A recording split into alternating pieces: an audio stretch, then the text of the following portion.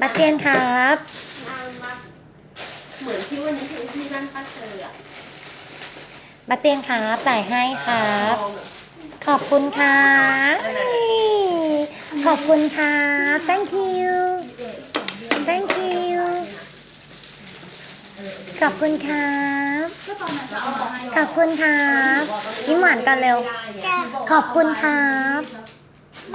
ขอบคุณครับแลกกัน อันนี้สีเหลืองสีเหลืองอยู่ไหนลูก มาอยู่ ไปนวดกันนานหน่อยเพราะว่าคุณแม่ประตูเข้าโรงเรียนแล้ว บัตเตียนน่ารักที่สุด นี่เอาของมาส่งหลาน อันนั้นคุณแม่นะคะ คุณแม่มีคิ้วบางๆ อันนั้นรถผักเดินค่ะ เอามาให้หลานลอง ถ้าหลานไม่โอ แม่ก็จะขายต่อค่ะ เวลานี่เราก็ไปขาย โอเค